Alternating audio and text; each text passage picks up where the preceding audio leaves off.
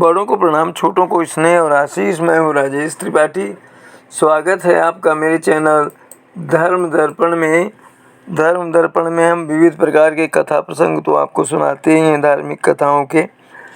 आज हम जो एक विषय लेकर आए हैं वो अद्भुत विषय है, एक अद्भुत संस्कृत ग्रंथ के बारे में। इस वीडियो का शीर्षक है एक अद्भुत ग्रंथ, सीधा पढ़ें तो राम कथा, उल्टा पढ़ें तो कृष्ण कथा। यहाँ समझा दें कि एक ही श्लोक, एक ही अक्षर सीधे पढ़ेंगे तो राम कथा होगी और उसे पीछे की तरफ से उल्टा पढ़ेंगे तो वो कृष्ण कथा हो जाएगी। ये विश्व का अनुपम, अद्भुत और अनोखा एक ग्रंथ है, जो शायद यही एक ग्रंथ है, विश्व में दूसरा नहीं है। उसके बारे में आज बताने जा रहे हैं। संस्कृत भारत की समृद्ध और प्राचीन भाषा है। इसे देवभाषा की संज्ञा दी गई है। आज हम इस भाषा में रचे गए एक अद्भुत ग्रंथ की चर्चा कर रहे हैं। इस ग्रंथ का नाम राघव यादवीयम है। यह बताते चलें कि विश्व का यह एकमात्र ऐसा ग्रंथ है जिसके श्लोक को सीधा पढ़ें तो उसका अर्थ राम कथा होगा, और उसको अगर उल्टी तरफ से पढ़ेंगे तो उसका अर्थ भागवत हो जाएगा, यानी कृष्ण कथा हो जाएगा। अक्षर वही पर अर्थ भिन्न।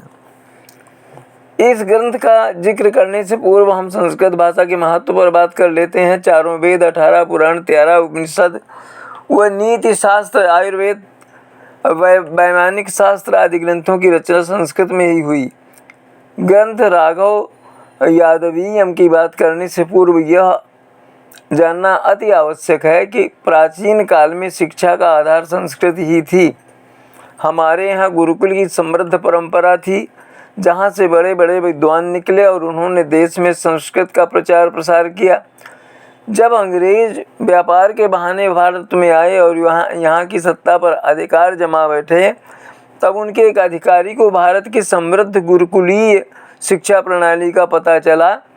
उसने गुरुकुलों का सर्वेक्षण कराया तो पाया कि गुरुकुलीय शिक्षा प्रणाली से शिक्षित प्रबुद्ध लोगों को ज़्यादा दिन तक गुलाम नहीं बनाया जा सकता।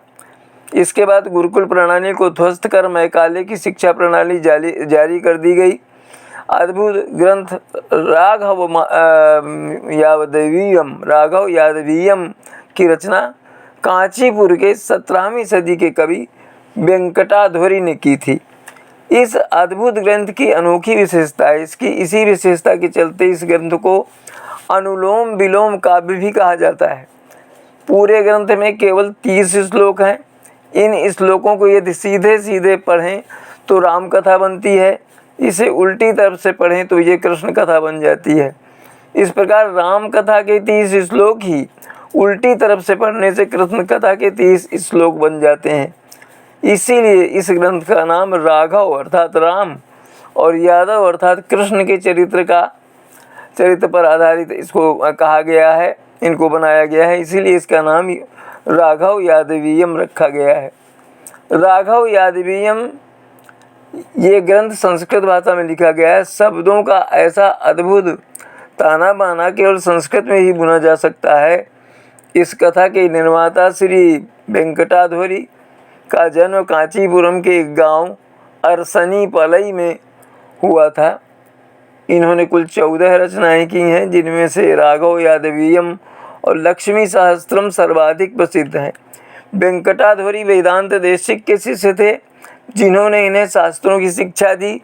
वेदांत देशिक ने ही श्री रामानुजाचार्य द्वारा स्थापित रामानुज संप्रदाय को वेदगलई गुट के द्वारा आगे बढ़ाया। उन्हीं के ज्ञान को वेंकटाधरी ने अपनी रचनाओं के रूप में आगे बढ़ाया।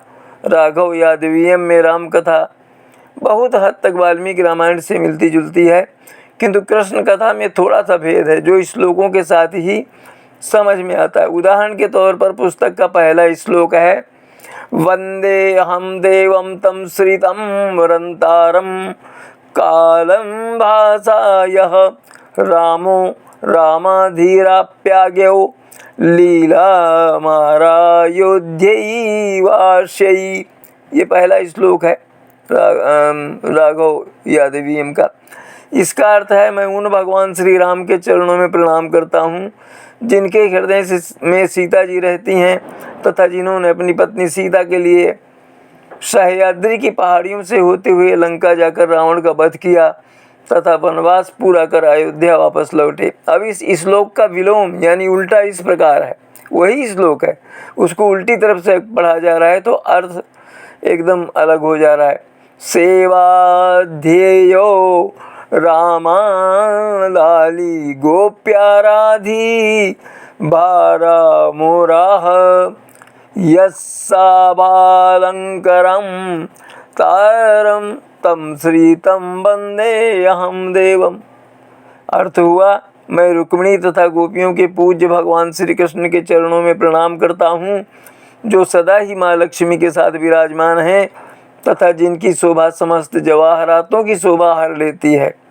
कांचीपुरम के 17वीं सदी के कवि वेंकटाधरी, जिनको अरसन पल्लई वेंकटाचार्य के नाम से भी जाना जाता है, बचपन में ही दृष्टिदोष से बाधित होने के बावजूद वे मेधावी कुशाग्र बुद्धि के धनी थे। उन्होंने 14 ग्रंथों की रचना की जिनमें लक्ष्मी शास्त्रम सर्वाधिक महत्वपूर्ण है। ऐसा कहते हैं कि इस ग्रंथ की रचना पूर्ण होते ही उनकी दृष्टि उन्हें वापस प्राप्त हो गई थी।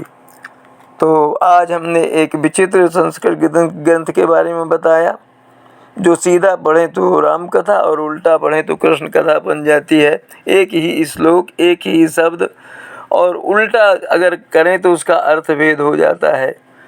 तो आज यहीं तक। आप सपरिवार सुरक्षित सानंद रहें, स्वस्थ रहें, यही हमारी कामना और प्रभु से प्रार्थना है। हमारे चैनल का इसी तरह समर्थन करते रहें। आज यहीं तक, मिलते हैं अगले वीडियो में, तब तक के लिए नमस्कार, प्रणाम।